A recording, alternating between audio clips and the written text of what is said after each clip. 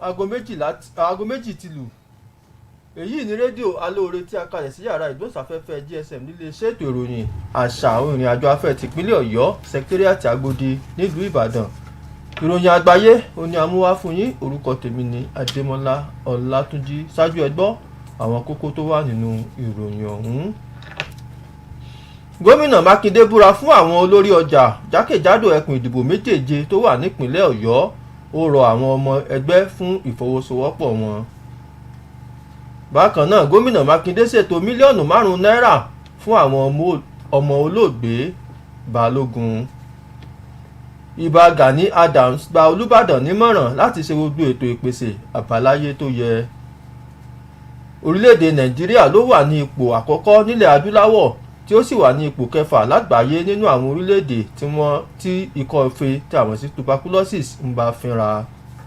Nílé òkèèrè, ààrẹ Joe Biden ti ṣe lálàyé pé àjọ NATO yóò kojú ilẹ̀ Russia bí ó bá gbìyànjú láti fi àwọn ohun ìjà olóró kọlu ilẹ̀ Ukraine. Báyìí ẹ gbọ́ ìròyìn ọ̀hún lẹ́kùnrẹ́rẹ́. Gómìnà ìpínlẹ̀ Ọ̀yọ́ onímọ̀-ẹ̀rọ Ṣèyí Mákindé ti ṣètò ìbúra fún àwọn olóyè 12 tí wọ́n jẹ́ àwọn olórí ọjà tí wọ́n mú láti ẹkùn ìdìbò méjèèje léyìí tó wà nípìnlẹ̀ Ọ̀yọ́ lójúnà ṣíṣe àmójútó fún ìdàgbàsókè ọjà gbogbo jákèjádò ìpínlẹ̀ yìí. Níbi ayẹyẹ ọ̀hún èyí tó wáyé nílé àwọn lọ́balọ́ba ní sẹkítẹ́rìàtì Agodi nílùú Ìbàdàn, gómìnà Mákindé béèrè fún ìfọwọ́sowọ́pọ̀ àwọn ọmọ ẹgbẹ́ tuntun tí wọ́n ṣèfilọ́lẹ̀ wọn ọ̀hún láti ṣiṣẹ́ papọ̀ pẹ̀lú ìṣèjọba tó wà lóde lọ́wọ́lọ́wọ́ nípìnlẹ̀ Ọ̀yọ́ lójúnà àti mú ìṣẹ́ òun òṣì kúrò nígbèsí ayé mùtúmùwà. Gómìnà Mákindé, ẹni tí kọmíṣánná fún ètò okòwò iléeṣẹ́ ńláńlá ẹgbẹ́ alájẹsẹ́kù amòfin Ọlásùnkànmí Ọlálẹ́yẹ sojú fún, ṣàlàyé pé látàrí bí ìjọba ṣe rí i pé ó pọn dandan láti pèsè ìlànà òfin tó dúró rere fún ìjọba ìbílẹ̀, ìjọba ti bẹ̀rẹ̀ ìlànà tó péye fún òfin láti ṣiṣẹ́ pẹ̀lú àwọn tó ní í ṣe nínú ọ̀rọ̀ náà. Ṣáájú nínú ọ̀rọ̀ ṣókí tó sọ, amòfin Ọlálẹ́yẹ, ẹni tí akọ̀wé àgbà nílé iṣẹ́ rẹ̀ ọ̀gbẹ́ni Oyèdélé Oyèsọlá sojú fún, ṣàlàyé pé àwọn òǹtajà pẹ̀lú àwọn oníṣẹ́ ọwọ́ tí wọ́n ti fi orúkọ wọn sílẹ̀ ní ìrètí wà pé wọn yóò mú ètò ọ̀hún lọ bó ti tọ́ àti bó ti yẹ pẹ̀lú èròǹgbà tí ìjọba ti gbé kalẹ̀. Bákan náà, ìjọba ìpínlẹ̀ Ọ̀yọ́ ni ó ti ṣètò sọ̀wédowó mílíọ̀nù 5 náírà fún àwọn ọmọ olóògbé Rasheed Balógun, ẹni tí í ṣe ọ̀gá àgbà fún ikọ̀ 3SC tìlú Ìbàdàn tẹ́lẹ̀ rí, níbàámu pẹ̀lú mímọ ipa ribiribi tó kó fún ikọ̀ ẹgbẹ́ agbábọ́ọ̀lù 3SC nígbà tí ó wà ní ayé. Nígbà tí ó ń ṣètò sọ̀wédowó ọ̀hún fún àwọn ọmọ olóògbé níbi ayẹyẹ ráńpẹ́ eléyìí tí ó wáyé ní agbègbè Jericho GRA, èyí tí ó jẹ́ ọ́fíìsì ikọ̀ ọ̀hún, lórúkọ gómìnà Mákindé, ẹni tí í ṣe alága ikọ̀ 3SC Honorable Babátúndé Ọláníyan ṣàlàyé pé ìgbésẹ̀ ńlá náà ló wáyé níbàámu pẹ̀lú ìlérí tí gómìnà Mákindé ṣe láti ṣètò ìrànwọ́ owó fún àwọn ọmọ olóògbé Rasheed Balógun. Nígbà tí ó ń sọ̀rọ̀ lórúkọ àwọn ọmọ yòókù, àkọ́bí ọmọ olóògbé Balógun lọ́kùnrin Razak tó gba ìwé sọ̀wédowó ọ̀hún dúpẹ́ púpọ̀ lọ́wọ́ gómìnà Mákindé lórúkọ ẹbí Balógun fún ìmoore náà, tí ó sì tún dúpẹ́ lọ́wọ́ gbogbo àwọn ikọ̀ àti olùdarí ẹgbẹ́ agbábọ́ọ̀lù 3SC. Àwọn tó pèsè síbi ètò náà ni àwọn ọmọ ìgbìmọ̀ ikọ̀ 3SC, níbi tí a ti rí ọ̀gá àgbà fìdíhẹ́ ikọ̀ náà di 12 wà àti àwọn lọ́gàálọ́gàá nínú ikọ̀ ẹgbẹ́ agbábọ́ọ̀lù Olúyọ̀lé Warriors ọ̀hún. Ní báyìí ná, ààrẹ ọ̀nà kakanfò ilẹ̀ Yorùbá Ìbà Gani Adams ló ti gba Olúbàdàn tilẹ̀ Ìbàdàn Ọba Lékan Balógun nímọ̀ràn láti má ṣe dágunlá sí gbogbo ètò àbáláyé tó yẹ fún un láti lè ṣe àti gbogbo ètò ìlànà àtẹ̀lé tó mú ilẹ̀ Ìbàdàn dúró rere di àsìkò tí a wà yìí. Ìbà Gani Adams ló sì sọ lójú ọ̀rọ̀ yìí nígbà tí ó ń sọ̀rọ̀ níbi àṣekágbá ọdún Òkè Ìbàdàn ti ọdún tí a wà yìí, eléyìí tí ó wáyé ní orí òkè ibùdó àṣà ní agbègbè Mọ́kọ́lá nílùú Ìbàdàn ní àná òde òní. Nígbà tí ó ń bá àwọn ènìyàn tó wà níkàlẹ̀ sọ̀rọ̀, ó ṣe lálàyé pé iyì àti ògo ilẹ̀ Ìbàdàn gbọ́dọ̀ máa tẹ̀síwájú nítorí pé àgbéga àṣà jẹ́ ọ̀kan gbòógì bí àdúrà ṣe ń gbà. Ìbà Adams wá gba Olúbàdàn tuntun nímọ̀ràn láti rí i dájú pé ìlú Ìbàdàn kò tẹ̀tì nípa ṣíṣe àmúlò àwọn ohun tó yẹ lágbọn àbáláyé fún ìdàgbàsókè ìwọ̀ oòrùn ilẹ̀ wa. Ààrẹ Ọ̀nà Kakanfò tún ṣàfikún rẹ̀ pé ó pọn dandan fún Olúbàdàn tuntun láti rí i dájú pé ayẹyẹ Òkè Ìbàdàn gbọ́dọ̀ jẹ́ eléyìí tí yóò gbajúgbajà jákèjádò ilẹ̀ Nàìjíríà àti gbogbo ìwọ̀ oòrùn adúláwọ̀. Ó ṣàlàyé síwájú pé ipò Olúbàdàn tilẹ̀ Ìbàdàn kó ipa rere àti ipa ribiribi nínú ìtàn ilẹ̀ Yorùbá. Wàyí o, orílẹ̀-èdè Nàìjíríà ni ó wà nípò àkọ́kọ́ nílẹ̀ adúláwọ̀ tí ó sì wà nípò kẹfà lágbàáyé láàrin àwọn orílẹ̀-èdè tí ikọ́ ife tí a mọ̀ sí tuberculosis ń bá fínra lágbàáyé. Arábìnrin Itohowo Uko láti iléeṣẹ́ ètò ìlera tìjọba àpapọ̀ tó ń rí sí àrùn ikọ́ ife àti àrùn ẹ̀tẹ̀ ló sísọ lójú ọ̀rọ̀ yìí nígbà tí ó ń gbé àkọsílẹ̀ rẹ̀ kalẹ̀ lórí ọ̀sẹ̀ tí àrùn ikọ́ ife ti dá sílẹ̀ nílẹ̀ Nàìjíríà nígbà tí ó ń ṣètò ìkéde lórí àrùn ikọ́ ife nípa ìgbóhùnsáfẹ́fẹ́ eléyìí tó wáyé lákòókò kan náà ní àwọn ìpínlẹ̀ méjì ọ̀tọ̀ọ̀tọ̀ ní ọjọ́ Ìṣẹ́gun tó kọjá.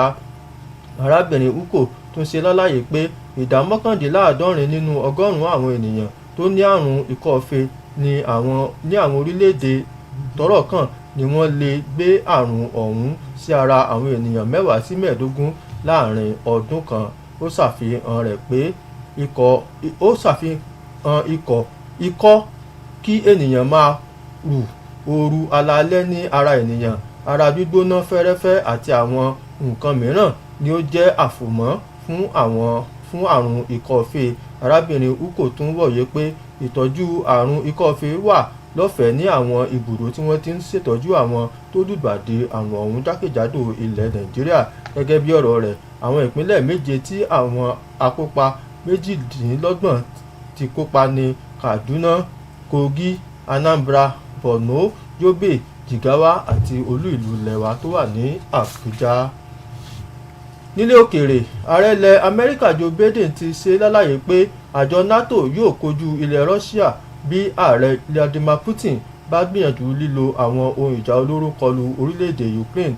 Ààrẹ Joe Biden wòye pé lábẹ́ ìṣàkóso rẹ̀ ilẹ̀ Amẹ́ríkà ti ṣèlérí owó tó tó bílíọ̀nù $2 fún ríra ohun ìjà ogun fún ilẹ̀ Ukraine tí ó sì tún kéde owó tó lé bílíọ̀nù $1 fún ìtọ́jú àwọn ènìyàn pẹ̀lú àfikún pé ilẹ̀ Amẹ́ríkà yóò gbàlejò àwọn ènìyàn tó tó 180 nínú mílíọ̀nù 3.187 tí a mọ̀ sí 3.7 million àwọn ènìyàn tó ń ṣe àtìpó tí wọ́n sì ti sá kúrò nílẹ̀ Ukraine báyìí. Ààrẹ Biden tún kéde ìjìyà tuntun fún àwọn olóṣèlú ilẹ̀ Russia tí ó sì tún sọ di mímọ̀ pé orílẹ̀-èdè àgbáyé ti ṣetán láti mú kí wàhálà tí yóò débá ilẹ̀ Moscow peléke sí i tí ilẹ̀ Moscow ó sì kúrò nínú àjọ G20. Báyìí ni a mú ìròyìn àgbáyé tọ̀sán yìí wá sí òpin, ṣùgbọ́n kí a tó máa lọ ẹ jẹ́ ká gbọ́ kókó tó wà nínú àwọn ìròyìn ọ̀hún lẹ́ẹ̀kan sí i. Àmúwá fún yín pé gómìnà Mákindé búra fún àwọn olórí ọjà jákèjádò ẹkùn ìdìbò méjèèje tó wà nípìnlẹ̀ Ọ̀yọ́. Ó rọ àwọn ọmọ ẹgbẹ́ fún ìfọwọ́sowọ́pọ̀ wọn. Bákan náà, gómìnà Mákindé ṣètò mílíọ̀nù 5 náírà fún àwọn ọmọ olóògbé Balógun ẹni tí í ṣe ọ̀gá àgbà ikọ̀ 3SC tó dolóògbé. Ìbà Gani Adams gba Olúbàdàn nímọ̀ràn láti ṣe gbogbo ohun tó yẹ ní ti ọ̀nà àbáláyé. Àtúnmúwá fún yín pé orílẹ̀-èdè Nàìjíríà ló wà ní ipò àkọ́kọ́ nílẹ̀ adúláwọ̀ tí ó sì wà ní ipò kẹfà lágbàáyé nínú àwọn orílẹ̀-èdè tí ikọ́ ife tí a mọ̀ sí tuberculosis ń bá fínra. Nílé òkèèrè, Joe Biden tilẹ̀ Amẹ́ríkà ti ṣe lálàyé pé àjọ NATO yóò kojú ilẹ̀ Russia bí ó bá gbìyànjú láti fi àwọn ohun ìjà olóró kọlù ilẹ̀ Ukraine. Ẹ pàdé wa ní ọjọ́ Ajé fún ọ̀kọ̀tun àwọn ìròyìn wa ní ọ̀kan-ò-jọ̀kan. Títí di ìgbà náà, ẹ ṣeun tẹ́ǹtẹ́ ti gbọ́ wa. Orúkọ tèmi ni Adémọ́lá Ọlátúnjí. Ó dìgbà kan náà. Ọgbà tí àṣẹ jiná lóde ìrànjẹ́ làwọn aláṣẹ ìjókòtì tí wọ́n fẹ́ máa jẹ ọba ni wọ́n ó ṣe gàyà díẹ̀ ná ìlú ló láṣẹ ẹjẹ́ ìlú ó jẹun náà ìdí nìyí tó fi jẹ́ pé ẹ̀tọ́ ìlú là ń fowó ìlú ṣe nípìnlẹ̀ Ọ̀yọ́. ẹ rí bí ní ètò ẹ̀kọ́ wa ṣe ń jò geere. LAUTECH ti di tìpínlẹ̀ Ọ̀yọ́. ilé ìwòsàn alábọ́dé bíi 40 ló ti wẹ̀wọ̀ ọ̀tun pẹ̀lú àwọn òṣìṣẹ́ tòun tòògùn àti irinṣẹ́ tó kójú owó. iṣẹ́ sì ti fẹ́ẹ̀ parí pẹ̀lú lórí 100 míì jákèjádò ìpínlẹ̀ Ọ̀yọ́. ààbò tó dájú òun ohun amáyédẹrùn ní ìṣokùnfà ìdásílẹ̀ iléeṣẹ́ ńláńlá láwùjọ. òun náà nípínlẹ̀ Ọ̀yọ́ fi wà nípò kẹta nínú àwọn ìpínlẹ̀ tí ń pawó wọlé jùlọ lábẹ́lé nílẹ̀ wa. ọ̀pọ̀ ọ̀dọ́ ló ti láǹfààní ẹ̀kọ́ṣẹ́ iṣẹ́ àgbẹ̀ lọ́nà ti gbàlódé. táṣeyọrí yìí ó sì jẹ́ kó ń jẹ́ sùn wá bọ̀ láìpẹ́ nípínlẹ̀ Ọ̀yọ́. àwọn òṣìṣẹ́ àtòṣìṣẹ́ fẹ̀yìntì ń gbowó wọn lásìkò. pápá àṣírí Adámàsìngbà àtàwọn inú ojú pópó tí ń sòrú dọ̀sán ń kọ́. àwọn ìlú ti sọ pásì ìwádùn níṣèjọba yìí fi ń mọrírì gbogbo àwọn aláṣẹ. gómìnà Ṣèyí Mákindé ló ń sọ fún wa pé pẹ̀lú ìṣọ̀kan wa oòrùn tó kù lókè yìí ó táṣọ gbẹ. iléeṣẹ́ ètò ìròyìn àṣà ohun ìrìn àjò afẹ́ tìpínlẹ̀ Ọ̀yọ́ ló ń kéde.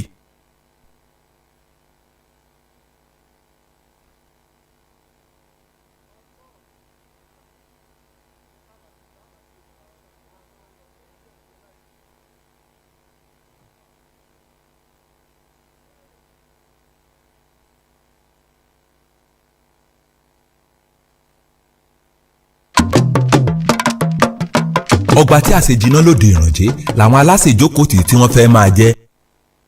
omi tuntun ti ru ẹja tuntun wà ní odò ẹtún máa gbá. kí ló dé tóun tó da kì í kún ẹlẹ́gàn lójú. ìjọba ẹnjìnìà Ṣèyí Mákindé ọ̀fẹ́ràn ṣẹ́kárí mi ni ṣùgbọ́n bọ́lọ̀ ń bá rí ọ nítorí àfẹnuyọ sùsìsì tí ń dùn lọ́wọ́lọ́wọ́ jẹ́yìn náà rí ọ ọ̀pọ̀ àṣeyọrí lórí ìdàgbàsókè níjọba ìpínlẹ̀ Ọ̀yọ́ ti ṣe ẹ̀já sọ díẹ̀ mbẹ́. ó pèsè ọkọ̀ lárìnká sọ̀fin tó tó agbègbè iṣẹ́ ibi kárí ìpínlẹ̀ Ọ̀yọ́ àfikún àtìrónilágbára fáwọn operation bot dáyẹ́tẹ̀ ìwéré ilé àtàgọ́ ààrẹ ó fi kún agbára ẹ̀rọ ayídúkọ́ bí òwìwí gbàwòrán àṣẹlẹ̀ pàjáwìrì sílẹ̀ ńbàdàn commissioning of mobile squadron unit lágọ̀ ààrẹ ó dáwọ́lé múgbòòrò ètò ọrọ̀ ajé nípínlẹ̀ Ọ̀yọ́ nípasẹ̀ àgbẹ̀ farm of estate lákùfò èrúwà àti láwẹ́ pípín ohun ọ̀gbìn fẹ́gbẹ̀rún mẹ́wàá àgbẹ̀ asphalt and equipment níjàyè fífọwọ́síwé èmi ni mo ní nǹkan mi sí ọ̀fọ̀ lóṣù péréte ẹgbẹ̀lẹ́gbẹ̀ mílíọ̀nù fún dènà covid-19 àbítọ̀nà dají road LAUTECH vehicle inspection center ìdíàpẹ́ ọ̀nà amáníyà ìjàyè sí sẹ́yìn àtàwọn agbègbè dágbègbè níbàdàn ó gbówó oṣù ọdún mẹ́rin kalẹ̀ fún ìṣẹ́fẹ̀yìntì àwọn olùkọ́ gbogbo ọ̀ọ́dúnrún òṣìṣẹ́ tí wọ́n dádúró lọ́nà àìtọ́ ló gbà padà tó sì ń sanwó wọn déédéé àbẹ́ gbáriwo ó káṣù ẹgbẹ̀rún mẹ́ta owó tóbi ń san ẹ̀kọ́ dọ̀fẹ́ ó pín ìwò tún kíláàsì ṣe ó fa LAUTECH padà di tìpínlẹ̀ Ọ̀yọ́ àtúnṣe pẹ̀lú ohun èlò fún ilé ìwòsàn alábọ́dé lọ́pọ̀ bíi mélòó láwọn aka tàbí wọn abẹ́ni tí ń pẹ̀gàn ìjọba Ṣèyí Mákindé má pẹ̀lú ọ̀bọ̀jẹ̀kọ ohun gbogbo tí ń ṣe lọ́wọ́ ní ẹja jọ wò. Ọ̀yọ́ State Ministry of Information, Culture and Tourism.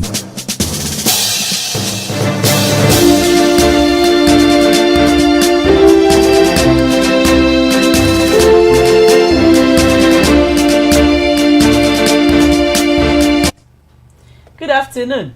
This is Aloore Radio, transmitting from GSM studio at the Ministry of Information, Culture and Tourism, Secretariat Agodi, Ibadan. This is the World News. I am Olukemi Omotosho. First, the highlights. Governor Makinde inaugurates State Market Leaders Council, seek cooperation of members. Makinde compensates Balogun's children with 5 million naira. Gani Adams advises Olubadan to embrace traditional rights. And Nigeria ranks first in Africa, 6th globally among high tuberculosis burden countries. And from the foreign scene, NATO will respond if Russia uses chemical weapons in Ukraine. Biden. Now the news in full. Oyo State Governor Ṣèyí Mákindé has inaugurated 12 executive members of the State Market Leaders Council, drawn from the 7 geopolitical zones across the state to pilot the affairs of various markets in the state. At the event, which held at House of Chiefs, Parliament Building, Secretariat Agodi, Ibadan, the governor sought the cooperation of newly inaugurated members to work closely with the present administration with a view to actualizing its policy towards making the citizenry from poverty to prosperity.